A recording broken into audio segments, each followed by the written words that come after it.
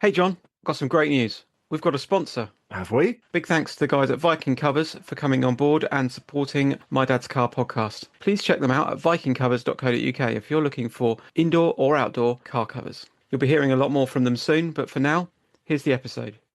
Welcome to My Dad's Car. Enjoy!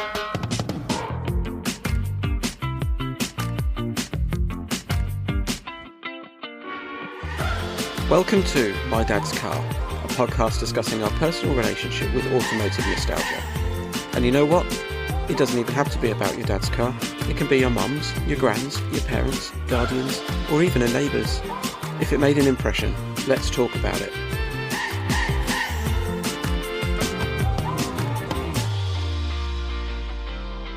Hello. How are you doing, Jez? You all right? Good, you?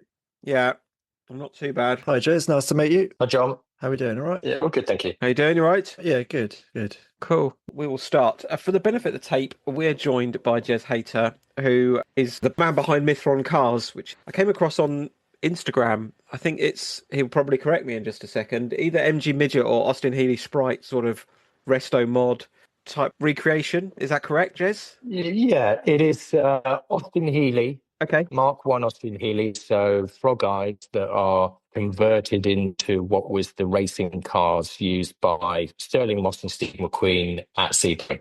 Okay. Oh, so some proper sort of heritage in there. Some big names. 100%. That's key to it, is retaining the heritage in the brand within the boundaries of a term that I don't prefer, which is resto mod, personally. Apologies. But it is a restored modified car. Yeah. So ultimately, you're correct. And it's just what could we do to a vehicle that gets them on the road, that more people see the shape of a car, which is extremely unique. So we have molds that were taken from the original car. And you can operate them every day of the week. If it's raining, the windscreen wipers actually work. Yeah. And the washer jets work. And, we have 4 pop brakes on them, so they do stop. Nice. Yet we have the same original engine that's completely rebuilt. And that was really the passion piece for me. It was actually, I fell in love with the shape of the car and said, we need these on the road. Yeah. So without giving too much away, because we'll come to that in a second, is there a historical link for yourself between those cars and why you've kind of gone into that rather than doing a, whatever it might be, a Volkswagen or a Porsche or something? So I have quite an interesting background in cars that range from ultra modern, the BMW i8 to Series 2A Land Rovers. I think I've always wanted to play around with the car and put my own brand on it, my own mark, whatever that might be. If it's change the seats, if it's repaint the car, what have you. But again, keeping honest to what the brand is that you're working with. Yeah. And so I probably I think we totaled up 28 cars in a 21-year history of driving, because I learned to drive very late on. I only drove a car when I was 30. Oh, wow. Okay. Yeah, because having moved to London, traveling around London in a car is very hard. And you wouldn't normally have parking, or you wouldn't normally have the need for it. So motorbikes were my thing. Yeah, makes sense. So 100%. I cut my teeth on a 1972 BSA Bantam, which is probably the most lethal weapon you could ever have in central London. Drum brakes. But it was great fun riding down the A3 to the rugby club, and everyone's in their lovely fancy motorbikes. Very short-lived, but I did donate that to my father because that was the first motorbike he ever had. Okay. And that stayed in the family until pretty much about 14 months ago. And then we moved it on. But yeah, 2 wheels were always, when I grew up. I mean, as probably a lot of kids, so I'm 51 years old. When I was a young chap, you played with, Lego, you played with Action Man. Yeah. So my induction into the 4-wheeled world would have been the sort of Jeep or the tank that would be Action Man. And you would spend hours and hours just you wouldn't modify them, but you might paint them, but you would just play with these in a tiny little patch of garden in the back of your house. And it was phenomenal. Yeah. I have a 15-year-old and 13-year-old, and I tell them you're really missing out on something, when they were younger. and we had the usual photographs of Porsches and Lamborghinis, and that, I think, with the engineering and my feeling of wanting to build things, I've always had a passion for vehicles. And it could be tractors, my uncle's farm, looking at the mechanized world and thinking a tractor could perform a gazillion different things. How amazing that you can do that in one vehicle, right? Yeah. It's phenomenal technology. Okay. Yeah, cool. So, yeah, we start all of these episodes the same, and then we kind of just go off on a tangent, really, see where it takes us. So what's your earliest car memory or earliest motoring memory? We can preface that with. So if it wasn't the Action Man push-along vehicles, I think, so my grandfather had I think it was called a Wolsley. Okay. Right? So that is a sort of saloon car. But I imagine in that period, so mid-70s, right, it was about comfort. It wasn't about performance. It was about sitting in the back of your car, and there was a fold-down table, which almost had an impression for a plate, a knife, and a fork. Yeah, it was really weird. It was about having that enjoyment and that feeling of you can go and picnic somewhere else, because travel was quite new in that period, right? Flying was rare. So actually, the way they pitched it, I imagine, was put your hamper in the boot of the car, take your car to this amazing place, because you can now drive 50 miles an hour, whatever it is, and you can eat on the back while you're traveling. And, phenomenal. We'll go through a circle. It'll all come back. Teslas, whatever, right? They'll have it at some point. But in terms of my first memories of motoring, seeing that car, being super excited my grandfather could afford a car even, right, in that era, having been an army guy, riding horses. Yeah, that's probably my earliest memory. Do you recall what colour it was? Oh, like a flat grey, which was quite indicative with a sort of tan leather interior. Now, it'd be super cool, right? It would be one of those Porsche vintage colours or something, and I guess I get a bit nostalgic. I tried to find that car and buy one for my father. Okay. Because obviously he would have been more closely linked to it. Couldn't find one anywhere, was worth doing it if it wasn't pristine. So I went down the motorbike route instead. A bit more economical. And again, I think, so my father was in the Navy and my mother, so they travelled a lot. So having a mechanised vehicle wasn't required. But my dad's first car that I do remember, which was phenomenal, was actually a Renault estate car. Oh, right. So Renault 18 estate car. I remember the number plate, ORD646X. Nice. And we shipped it to Norway where we lived. And then we had it in Norway. And you got to remember, right, this is a period with no seatbelts. And you take it out to Norway where it's generally snowy. No one had chains. Just bought these tyres that had spikes in them. And, if you broke down, you phoned your mate, he came along and took your family off your hands, and you kind of worked out how to get it back. Yeah. And that was such a great period of life where you just had to just think for yourself and get on with it. And we travelled, so 3 of us in the back of the car, plus my mother and father in the front, with all of our stuff to go and live in Norway for 2 years. Wow. And when we left, came back through Sweden, Denmark, Holland, back into the UK. So a proper road trip on the way back. I'd have been 9 years old probably. So I remember the seats had a bead that ran down the side of the seat, which was like an extra in the spec of the car. Yeah. And as the 7-year-old, I used to chew on it just to get through the boredom of being in the back of a car. And I remember that now. And I keep telling my children how lucky you are that you got seatbelts, but also, we have these more modern vehicles. But that car was absolutely phenomenal. And then on its last legs, I think it was 185,000 miles. Jeez. My father found some guys who wanted to buy it. And I said, look, I was 11, I couldn't afford it. I said, look, don't sell it, keep it, because of the history of the car.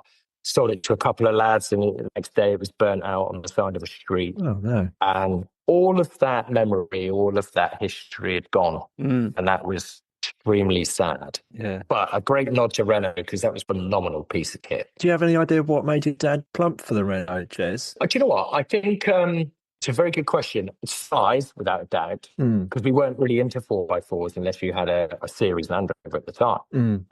A new brand. I mean, crikey, in the mid-70s, I'd imagine Renault coming to the UK was a new big thing, right? I don't know when they did come. No, I don't know. So maybe my dad, he's always had Renaults and Seats and, you know, he's never gone down the route of Land Rover and BMW and all those sort of brands that we have as a family.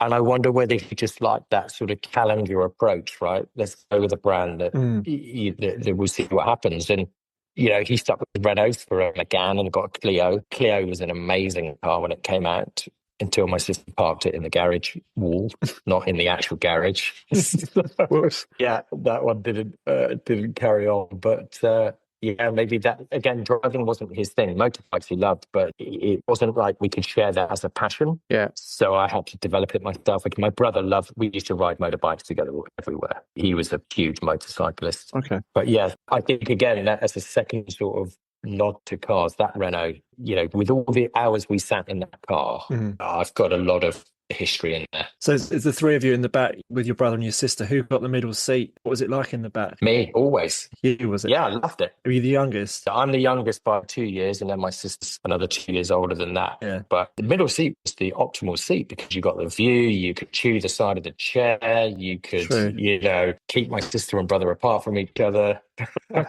the peace. Probably most dangerous if we crashed. Yeah. But we didn't do that. It's good to hear. Was there any sort of entertainment in the car? Do you have a radio or a tape player in there? And what would be playing? Cassette player. And do you know what? It would have been, my dad was massively into Barclay James Harvest at the time, which I think a lot of people did in the 70s. Okay. ABBA then was big in the 80s when we lived in Norway. Yeah. You know, we all grew up with ABBA. Less sort of rock and roll, but I think rock music came back in as we got older. Yeah. And actually, so my father passed away probably 2 years ago. Okay. And being a typical military person, they never talk about, he was at the Falklands War, right? They don't talk about it.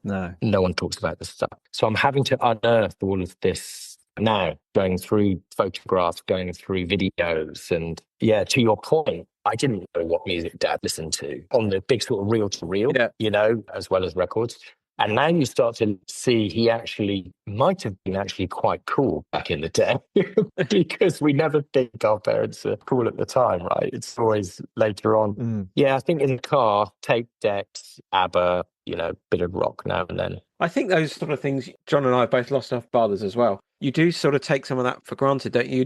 You don't almost really know your parents until you're kind of an adult stage, probably. And then for both of us, I guess, and also for yourself, there's so much more you could have found out when in your head, you're probably then prepared or you're sort of interested in that history. Yeah. And you then kind of start having to do that sort of archaeological dig almost, sort of going through old photographs or bits like that to go, oh, actually, yeah, I didn't know they were into that. Yeah, and you know what? I think with the military connection as well, you know, I started to dig out these photographs where Dad was, I don't know, darts champion in Singapore for his little group of guys. Right? And I'm like, that's so cool. I remember Dad playing darts a bit at home. I didn't realise that he'd won the darts, right? Or he used to play a good level of hockey and play football for his, I don't know what you call it, for his like division of the Navy. Yeah. And I try and inspire my children that they can achieve what they want to do. And my dad had always said to me, go and explore, go and do things, because maybe that's why we went to New York, because he said, look, go and do it now. It's the right time. That spurred me on when he passed away to do the car piece. Yeah. Because it has always been something I've wanted to do. And I keep telling the kids, do you think Granddad would have liked it? You know, what we've done. And no doubt he probably is quite proud of us. Yeah, and I tell my wife, whose parents are still alive, you've got to spend as much time as you can with them and enjoy those things if it is driving cars together or whatever it is. But yeah, he definitely inspired me to do the Mythron thing, which didn't start as Mythron. It started as me building what I felt was the optimal car for me to drive. Okay. Just while we're talking about Mythron, is that sort of a hands-on project for you? Is that you in your garage making it, or are you working with a team? Or you kind of came up with a vision and found a restorer or a mechanic or something who sort of brought that to life? Yes, so probably just after Dad passed away, I might have bought it actually when he was still alive. I bought an old Austin Healey race car. Okay. And when I started to take it apart, I thought this is a hell of a lot easier than taking apart a new 911 or a Land Rover. Maybe not so much a Land Rover, of which I've had all of these cars. So I thought, could I improve this car for the road? So I basically set about going to all these various amateur race series in the UK and meeting people that race these cars and look after cars for gentlemen drivers, I'll call them, right? Yeah. And having spoken to them about what would you do to make it optimal as a road car versus a road and track car. Yeah. And just gathered all of this intelligence and just gathered all this information and said, right, if I took every bit from suspension to brakes to interior to lighting and I put it all together, could we create something that actually, I've always pitched it, that a 25-year-old upward could look at and say, that was cool. Then ask what it is. Yeah. And then realize it's a traditional British brand. Could we do this? So we could have gone down the route of, Steve McQueen has always been an idol of mine. I've read his books. I've watched his movies. I think he's a cool guy. The connection with Austin Healey in this particular car was important for me, probably more so than Sterling Moss, although he gives it the sort of legitimacy and the gravitas, right? The cool bit comes from Steve McQueen. Yeah. Sorry, just to answer your point then. So I employed the knowledge of these various teams and said, right, how can we build what would be the optimal braking solution, but staying within the classic car genre rather than rebuild this and strut suspension and put it in the car, which then makes it look like a kit car. Yeah. And you take on board this, these guys have got so much knowledge and they've seen what's been done in the past and they've seen how the marketplace has said, don't do that because it looks like a kit car. And so by taking all that on board, I probably manage more of the team and the design process because every car is 100% custom to that owner. Yeah. Whether the dial clock faces carry their name in them, whether, the carpets are a certain color, we give variations. I love that part of the process. Okay. Do I like getting the spanners out and doing the nuts and bolts? Yeah, 100%. That mechanical feeling of achieving something is phenomenal.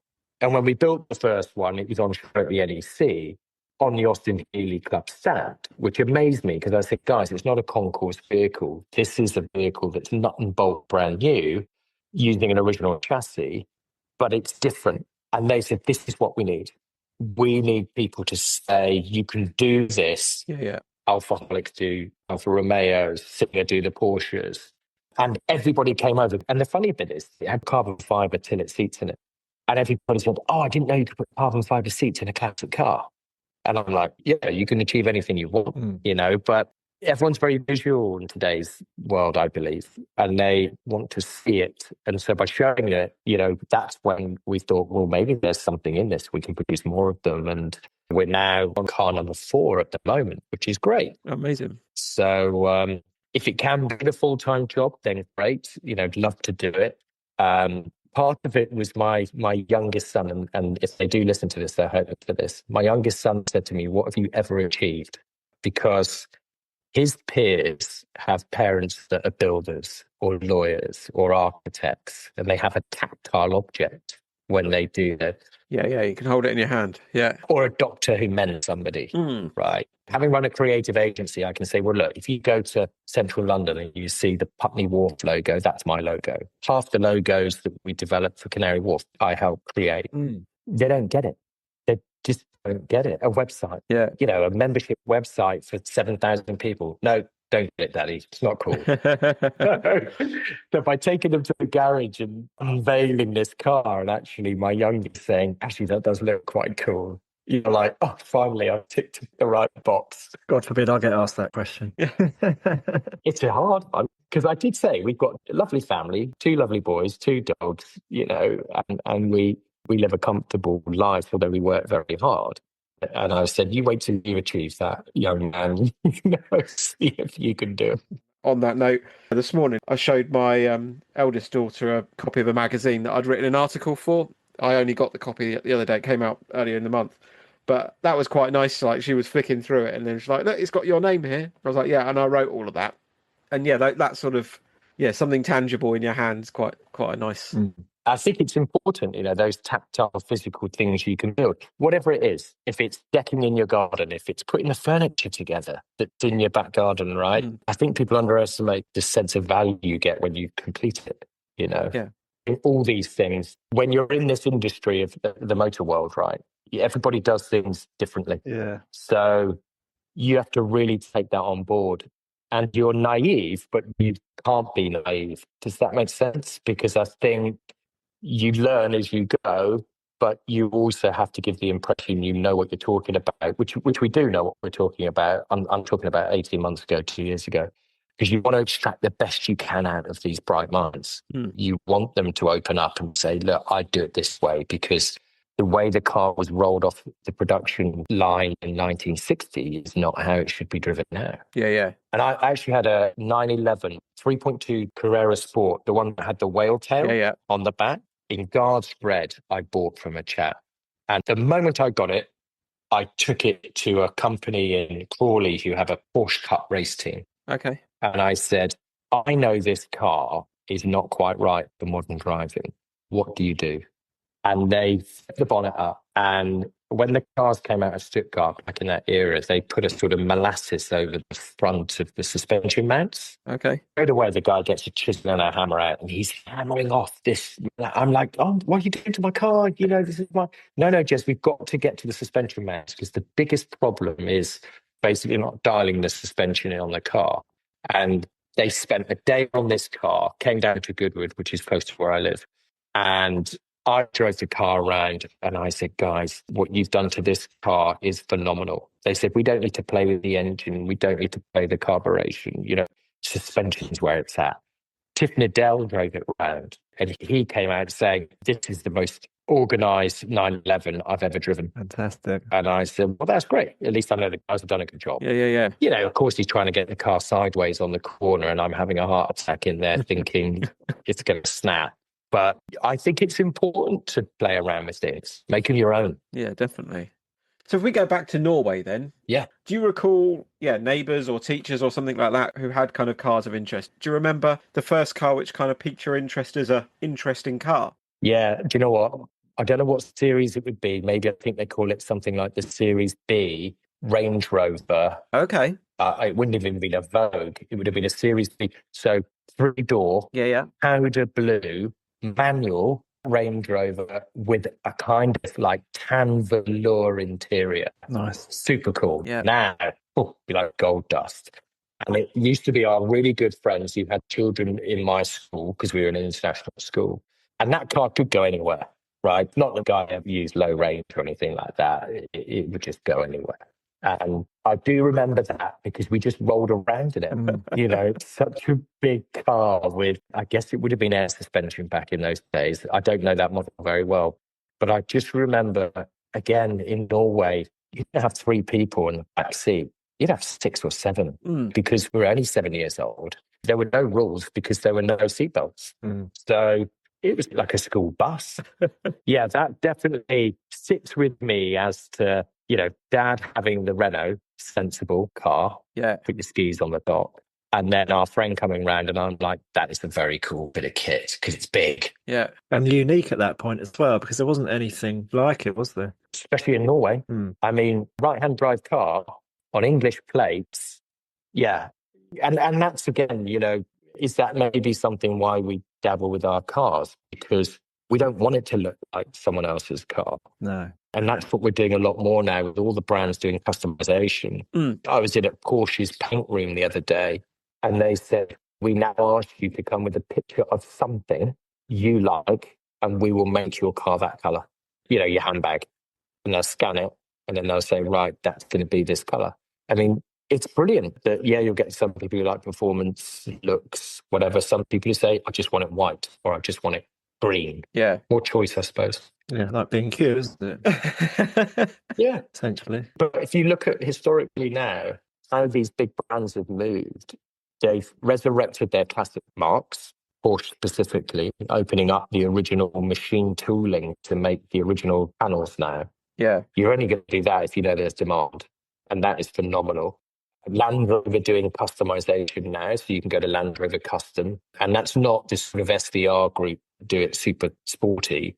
These are people that say, look, you know what, if you want a vintage Land Rover with TV screens in the back, we can do it. Yeah. I think it's brilliant. I think maybe technology has allowed that personalization. We can 3D print things now quicker. We can produce products more efficiently. So we go into that customization world and it's great. I was at Retro Rides, which is quite a unique event in Goodwood. Yeah. And we had our car on the track down there.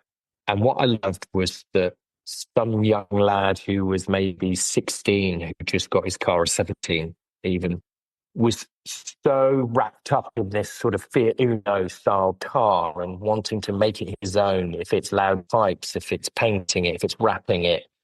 He had as much, if not more, passion for that vehicle than a 40-year-old in their Ferrari.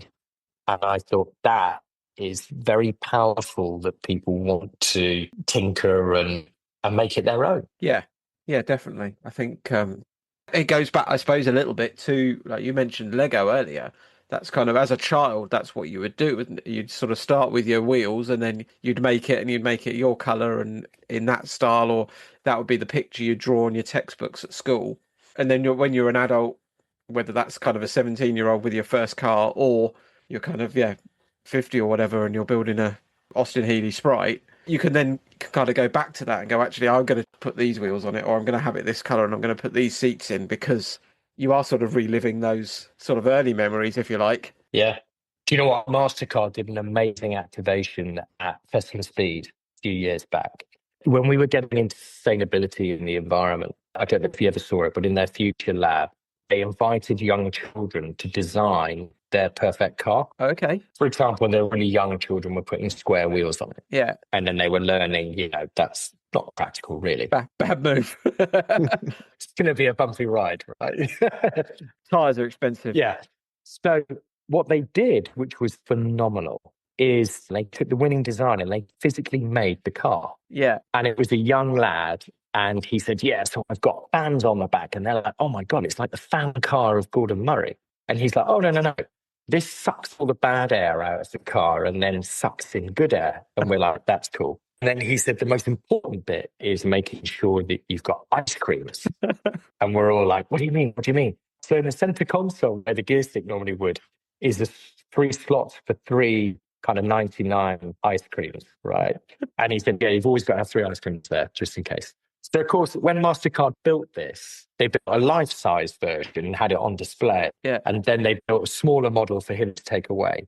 But every child, every parent, pretty much, who saw this car said, that's perfect. We need that on the road because, why not? And no one was bothered about what if the ice cream's melted. He's like, they'll be eaten before they melt.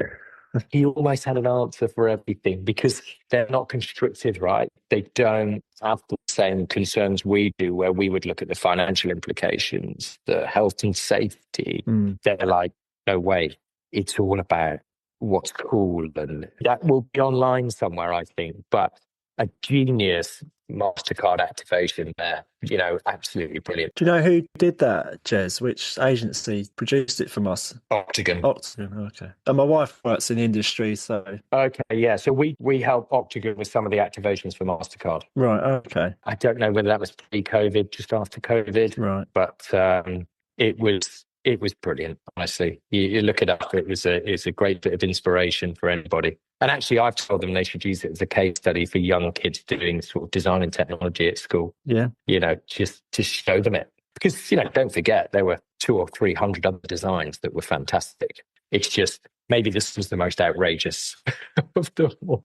Yeah, they would have been carefully considered, wouldn't they? And you want to choose some headlines, the car with the ice cream holder. Yeah. Makes complete sense, doesn't it? Well, but again, the chap wasn't bothered about how it's powered. Just do it, yeah. Yeah. I don't care if it's got motors or, if it's a V8 engine. It's about, going back to the Wolsley thing, right? It was about the creature comforts being in that vehicle than the performance of it. Yeah. And that was key for him and that age group. As it was for me, thinking, this is a cool car, not because of how it looked, but because I could eat my dinner on the table on the back seat because I was 7 years old. So that was best thing ever. Do you remember doing day trips and things in that car, the Wolseley? No. Do you know what? I think in that era, I would imagine my grandfather was probably too nervous of something happening. You know, my other grandfather took my sister for a drive in his Volvo. He had one of those sort of compact Volvo things. Okay. And no seatbelts, door open, going round and roundabout. She rolled out onto the road. Oh, Christ. And she's fine. She thought it was hilarious. And we do laugh about it now and then. But of course, you know, in today's era, there would have been 20 other cars on that roundabout. Yeah. In that period, you know, I don't even know what the stats were about how many cars were on the road. It was so privileged to own a vehicle that they just weren't there. Sheesh. That's mad, isn't it? We spoke to a guy up at the NEC, didn't we, a couple of years ago, who spoke about that, and he fell out the back of his mum's car, but she didn't realise. So he was at the side of the road for 5-10 minutes while she drove to the next village, went to get him out, and then he wasn't there. She had to go back and get him. Oh, I love that. Do you know what? I'll tell you a very funny story, but it's not really, it's sort of car related. Okay. I bumped into a dog trainer who was training dogs, and we were sort of taking our dog along to say, look, you know, could you train her? And she said, I'll tell you into a funny story, Jez. She said, I'd asked the dogs to sit and stay. I loaded all the dogs in the car, although what she thought were in the car, drove home a mile, suddenly realised I'm one dog short. No. Went back to the field and the dog's still sitting there, hasn't moved a bone. And she said, okay, the training is working. Yeah, give that dog a treat. Wow. Yeah. So obviously we don't name names because she's very good, but you know, that happens, right? That's almost the perfect advert for her dog company, isn't it? That would work perfectly. Yeah, do you know what? Yeah, so in the same way that maybe you wouldn't employ Jez's grandfather as a taxi driver. Maybe. It's okay now, you've got seatbelts. You can strap them in. Child locks, yeah. Yeah, child locks, right? 100%. Yeah. And even now, all of these, we did a bit of work with the cycling fraternity and their lobbying of Uber taxis to have these sort of alerts in the car. So when the door is opened, it can realise there is a cyclist coming up next to you, Okay. which is really good. So with the amount of people in central London being knocked off their bikes by people swinging taxi doors open, Yeah. I think some of the London cabs have deployed this mechanism that it will give them an alert, which is phenomenal. But unfortunately, it's come from accidents rather than people being preventative and saying, let's think about this in advance. I guess a lot of that's how seatbelts came about, wasn't it? And the same like through motorsport, like a halo device, etc., is all because of accidents. And someone goes, we can make that a bit better. And indicators, right? First cars didn't have indicators. No. So it was hand signals and, you know, then... I think some cars still don't have indicators, Jez, when I'm on the road. They probably don't have the stalk inside to move them, do they? Right? But, you know, Morris Minor then invented the indicator that came out of the B pillar of the door, right? So they flipped up and then they flashed. Purely because someone realised if people can anticipate you are turning, you won't drive into the back of them. No. And that's progression, right? And ironically, when we build these little cars now, we don't build them with the knowledge that we'll only put in them what you got in the 60s. Yeah. So we'll include a reversing light because actually for modern standards, we should have a reversing light in there. I think one of the most recent advancements that I've noticed seems to have happened overnight as well is the one where you're in the outside lane and you get close to the car on the inside lane, you see in their wing mirror the little blind spot thing come up. I don't even know what it's called, but the alert. It's quite reassuring to see it and you think, well, you shouldn't be putting out on me in this case, so I'll just keep going where I'm going. But I think it's saved a number of lane changes. I bet it has. And actually, so my wife worked in Munich for a year, so she took me back to Munich for a weekend to show me all the various bars and things she went to. And when we left the hotel to get into the taxi, there was a Mercedes-Benz with the door open. This was just about the period where lane control was being launched and all these things, and even some form of automated driving. So we came down and thought, great, put our bags in the boot of this car, got into the back, the door shut, chap gets in the car and off we drive. Munich to the airport is sort of dual carriageways, bit of motorway. Yeah. This guy is hammering it down the road, like giving it beans. Then he's taking his hands off the wheel and Laura and I are like, what are you doing? What are you doing? You know, and Germans do tend to drive, right, quite quickly. Yeah.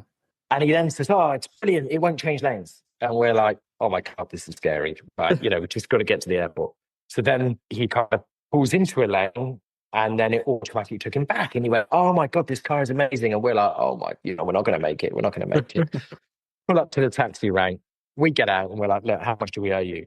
And he said, "You don't owe me anything. This is not my car." And I said, "Hang on, you're the taxi driver." He said, "No, my friend said, this is my new car. Take it round the building, see what you think. You got in it. So I thought, well, I may as well take you to the airport." So he'd driven us to the airport. Oh, God. And was testing out the car because he had no idea what he was doing. And Laura and I said, "We're not paying for this."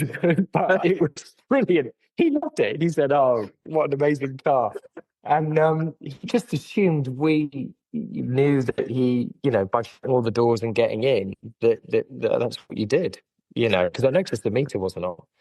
And we still laugh about that 15 years on, because what a great experience. But again, technology at its best at that time, Mercedes-Benz leading the way. Yeah, I assume that the lane change notification is probably coined in the S-Class, wasn't it, or something, as most of the tech usually, well, it used to be, probably not anymore. Yeah, to some degree. Yeah, fantastic. Good stories. Yeah, thank you very much for joining us, Jez. It's been good fun. We've had a bit of family history and a bit about the cars you're building and some technology and advertising stories as well, which has been great. Yeah, pleasure. Thanks, guys, for inviting me on. No problem at all. Thank you very much for joining us. It's been good fun. Thanks, Jez. Thanks, guys. See you later. Cool. There we go. Interesting. Yeah, it was interesting, wasn't it? We had a bit of parents' cars in there and grandparents. But yeah, interesting to hear, obviously, about the project he's building and his background as well. Yeah. It's interesting to get an insight into projects like that, isn't it? Well, it is for me because I'm, this is kind of my only avenue to the motoring world, really. It's not like I read up about it anywhere else. So yeah, true. Speaking to these sort of people does sort of enlighten me on a lot of things. No, yeah, it is interesting. And yeah, the car that he's produced is cool. It's a cool little thing. And as we've said so many times, like this nostalgia stuff, people wanting to kind of relive those kind of older memories, or just driving something which is low tech and does connect them with the road and sort of brings back the need to sort of be more hands-on, less kind of driving aids, etc. Yeah, there is a call for that, and potentially like the product he's producing, maybe it's a step between the normal average car and maybe like the custom Singer Porsche or whatever, because it's not based on a Porsche. Yeah, I'm not sure what they retail at, but the Stingers aren't cheap, are they? No, well, Singers are millions, I think. So I don't think the Mythron cars to that extent, but I don't know what the price ticket is. Yeah. Okay, cool. Thank you very much, John. Pleasure. Wrap it up. Roll the credits. Thank you for listening to my dad's car. I hope you enjoyed the show. Please support us. Buy us a coffee and subscribe. And tell all your friends.